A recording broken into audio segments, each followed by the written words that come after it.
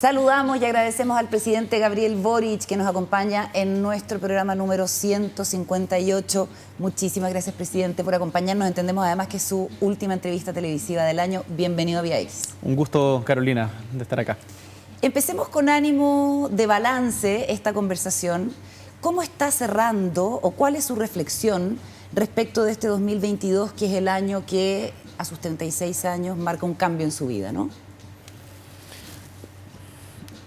Bueno, ha sido un año muy intenso. Más que lo personal, una evaluación colectiva. Yo diría que recibimos un país en una situación bien crítica después de la pandemia, el estallido social, con mucha desconfianza en las instituciones, y cerramos el año con un país que está andando, con un país que ha logrado encauzar sus conflictos, con muchos desafíos, por cierto. En ningún caso hay que regodearse. Tenemos grandes desafíos en materia de combate a la delincuencia, en materia educacional, en materia de salud, pero mi principal reflexión como balance es que hemos logrado como gobierno encauzar a Chile, y eso a mí por lo menos me pone contento, y tengo un moderado optimismo respecto del futuro. Lo veo, estoy empezando a ver brotes verdes. Sé que el próximo año, en particular el primer semestre, no va a ser fácil en términos económicos, pero he visto el trabajo que están desplegando nuestros ministros y la voluntad de la gente, cómo Chile es capaz de salir adelante en los momentos difíciles, y la verdad que veo con optimismo el futuro. Tener la posibilidad de resolver cuestiones de Estado desde el cargo más importante de la nación, ¿es el sueño del pibe? ¿Es algo más parecido a una pesadilla? ¿Es una mezcla de ambas? ¿Cómo es, presidente? No, es principalmente una gran responsabilidad. La idea que siempre se habla mucho de la soledad del poder, efectivamente sucede en los momentos de decisiones complicadas. Porque uno escucha muchas opiniones. Yo trato de darle espacio a la reflexión colectiva, pero al final del día hay que tomar una decisión. Y esa decisión en los grandes temas recae finalmente en el presidente de la República, en un país en que es particularmente presidencialista. Entonces yo lo asumo como una gran responsabilidad. Por cierto, me lo tomo muy en serio. Estoy permanentemente estudiando, leyendo, escuchando, tratando de incorporar diferentes visiones, dudando. Yo creo que la duda es algo muy importante en política. A mí la gente que está demasiado segura de sí misma me provoca más bien desconfianza. Ahora, eso no significa no tener determinación.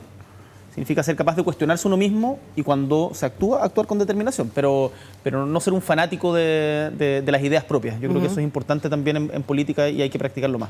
Bueno, hay momentos tensos, hay momentos emocionantes, hay momentos alegres. Uno de ellos, y ya que estamos en las fiestas de fin de año, lo protagoniza junto a Irina Caramano, su pareja, con este video de 31 minutos que ha dado la vuelta. A ver si lo podemos revisar, porque es una de las partes luminosas, podríamos decir, del ejercicio del poder.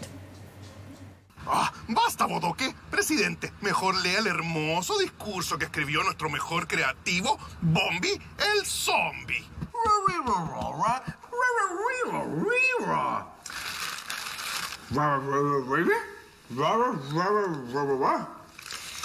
Está bello, Bombi, pero está escrito en zombie.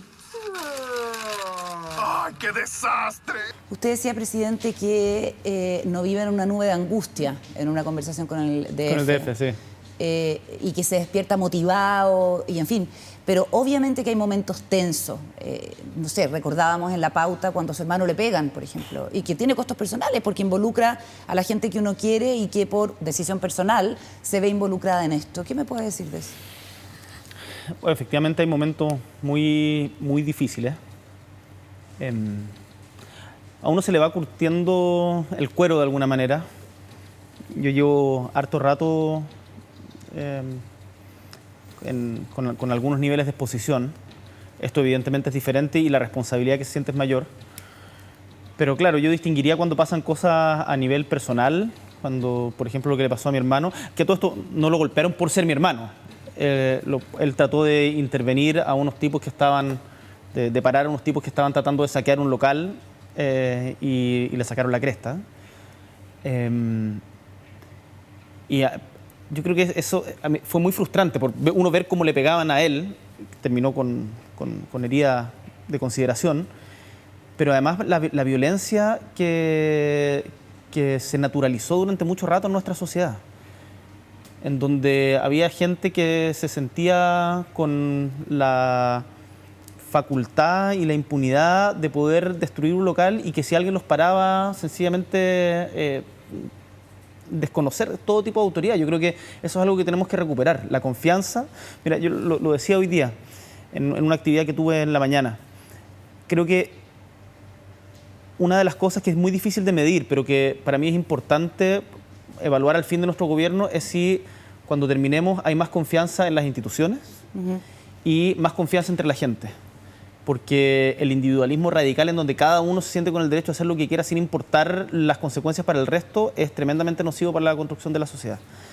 Ahora, hay momentos de decisiones muy difíciles, momentos complejos. El resultado del plebiscito, sin lugar a dudas, fue, lo decía también en esa misma entrevista, fue un momento telúrico para el gobierno, pero son parte de los desafíos del arte de gobernar. No lo dramatizo. Y como te decía, yo estoy motivado, estoy contento y tengo un optimismo interno que me permite seguir alegre. Cuando hablamos del clima de opinión pública que está hostil, no sé si usted comparte ese diagnóstico, en que cualquier tema que se pone sobre la mesa tiende a polarizarse, cuando vemos manifestaciones de agresividad como Pancho Malo y el Team Patriota fuera del Congreso acá en Santiago mientras avanza la continuidad del proceso constituyente, o 80 sujetos en bicicleta que llegan a amedrentar a Christian Barken, ¿usted diría que no persiste una situación de violencia, no teme que eso pueda ir incluso en una escalada? Yo creo que ha ido bajando respecto de cómo estuvimos en algún momento, pero que durante demasiado tiempo se naturalizó. Tú sabes, Carolina, a mí también me tocó vivir agresiones y la manera en una sociedad es demasiado importante poder discrepar y poder plantear puntos de vista distintos sin que por ello uno vaya o tenga el temor a ser agredido. Porque si no, además se termina imponiendo una suerte de autocensura que nos hace muy mal como país. A mí me gusta la diversidad de opiniones, me gusta escuchar al que piensa distinto, me gusta aprender del que piensa distinto. Y la gente, los intolerantes, y más aún los que ejercen violencia o agresión, creo que son minoritarios, pero hacen demasiado ruido. Y hay que parar. Esto es un cambio cultural. Yo creo que hay que recuperar de alguna manera el sentido de la autoridad. Creo que es importante recuperar el sentido de la solidaridad. Creo que esto es algo que está en la base y en la esencia de la educación. Y nosotros tenemos que predicar con el ejemplo. Cuando en política, en el Congreso, por ejemplo, llega un tipo vestido de cocinero, otro con una pelota y haciendo show, o cuando nosotros no estamos a la altura de la responsabilidad de los cargos que habitamos, creo que le hacemos un gran daño a justamente ese clima de convivencia y por lo tanto a mí me interesa fomentar el diálogo, fomentar el encuentro entre los distintos y he tratado de gobernar con ese criterio. Usted ha cambiado de opinión en varios asuntos, ha reconocido que otra cosa es con guitarra. De hecho, ya se comienza como a decir o acuñar esto de gobernar en la medida de lo posible para explicar este viraje. ¿Está de acuerdo con eso? No, pero ¿por qué gobernar? O sea, no me siento identificado con esa frase. Yo entiendo que eso se dice a propósito de un discurso que di en la inauguración del monumento a Patricio Aylwin. Pero yo creo que el desafío, y lo decía también en ese discurso, pero desgraciadamente hay medios que se preocupan solamente de la cuña polémica. Lo importante es que redefinamos colectivamente cuáles son los límites de lo posible. Todo lo que, por ejemplo, déjame ponerte un ejemplo muy concreto, quizás pedestre, pero con harto impacto en la familia. Cuando hicimos el copago cero, lo que significa que en todos los recintos públicos de salud no hay costo de atención, y eso significó un ahorro de miles de pesos para cada familia y de millones en el sistema de FONASA. Nos dijeron que era imposible. Entonces, esto de lo posible o lo imposible no es solamente una cuestión etérea, es cómo gobernamos, si vamos a administrar solamente lo que tenemos o vamos a ir corriendo las fronteras. Y nosotros llegamos al gobierno para correr esa frontera. Por cierto que uno hace política situada con las condiciones que tiene, con un parlamento en minoría, con una economía constreñida, pero no podemos dedicarnos solamente a la administración. Yo creo que es importante empujar los sueños e ir redefiniendo las barreras de lo que se entiende como posible. Ya, ¿y cómo se vive esa tensión entre una vocación transformadora con la que se llega al gobierno y el pragmatismo que es necesario para darle gobernabilidad a un país que está en crisis en muchas materias? Es un equilibrio que está permanentemente en disputa todos los días y uno no puede dejar... Lo que yo he entendido en estos meses en el gobierno es que hay ciertas cosas que para los sectores progresistas o de izquierda durante mucho tiempo no fueron prioridad, pero que son prioritarias para la ciudadanía y por lo tanto deben serlo para nosotros también. El tema de la seguridad, sin lugar a dudas, es quizás el más importante y que es condición habilitante para el resto de las reformas estructurales. Si la gente no puede salir tranquila a la calle, es muy difícil pensar en una reforma estructural en materia de salud. Entonces, yo diría que hoy día hemos ajustado eso, estamos conectados con las preocupaciones de la gente y a la vez estamos impulsando reformas estructurales. Ahora, la política, uno nunca logra el 100% de lo que quiere. Y además tiene que incorporar, porque esto es una democracia y no una autocracia, tiene que incorporar las visiones de quienes piensan distinto a uno y por lo tanto llegar a acuerdos que muchas veces le puede quitarle la épica de lo que a uno le gustaría. El acuerdo constitucional quizás es un ejemplo claro en eso, pero yo insisto, prefiero tener un acuerdo que no me deje 100% satisfecho, que esto en general, más allá de ese caso en específico, que sencillamente decir yo defendí hasta el final lo que creía y no cambié nada. Como llegar a la noche, mirarse al espejo y decir fui consecuente, fiel, etcétera, etcétera, pero no incidí en nada. Lo grosero. Lo grosero. Ya que estamos en el tema constitucional, es muy probable que la nueva constitución, si las cosas se dan como más o menos el acuerdo político indica, lleve su firma, presidente. ¿Eso, con el acuerdo que tenemos hoy día, le produce orgullo o es más bien es lo que hay? Considerando también que hay voces críticas desde un sector con el cual usted ha tenido afinidad, es inolvidable el abrazo que se da como presidente electo con Elisa Loncón, que era la primera presidenta de la Convención Constitucional, que considera que esto no es un proceso democrático, lo que se ha logrado en el acuerdo político. Yo creo que Elisa Loncón está equivocada respecto a eso. Esto es un proceso democrático. Esto es un proceso democrático que va a contar con una elección de 50 miembros en donde el pueblo de Chile va a decidir quiénes quieren que los representen, en donde el Congreso, que es un órgano democrático, va a elegir a expertos que acompañen el proceso y en donde el pueblo de Chile, finalmente en el plebiscito de salida, va a decidir si acepta o no, si aprueba o no el texto que este nuevo proceso le proponga al país. Eso es totalmente democrático. ¿Y le frustra que esté despojado de épica, como usted acaba de decir?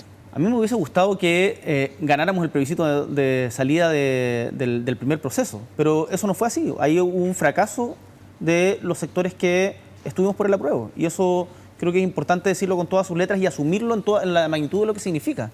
Y que, por lo tanto, es evidente que ante una derrota de esa magnitud, era inviable políticamente repetir exactamente lo mismo. Entonces, el voluntarismo de pretender como haber fracasado, es decir, como desconocer aquello y decir vamos a hacer exactamente igual lo mismo, creo que sencillamente no tiene asidero, y ahí yo prefiero el decir, ¿sabe qué? Chile necesita un nuevo pacto social, Chile necesita una nueva constitución y seguramente va a ser una constitución más mínima, una constitución neutra, como se tiende a decir, que va a habilitar que en el proceso político nos despojemos de todos los amarres que tiene la Constitución del 80 con todas las reformas que ha tenido en adelante, la Constitución de la dictadura. Y yo creo que eso es un avance significativo para Chile. Y por ¿Es lo tanto, un logro de su gobierno que la Constitución lleve su firma? Es que no lo pondría como mi gobierno. Yo no pretendo ser protagonista del proceso constituyente en curso.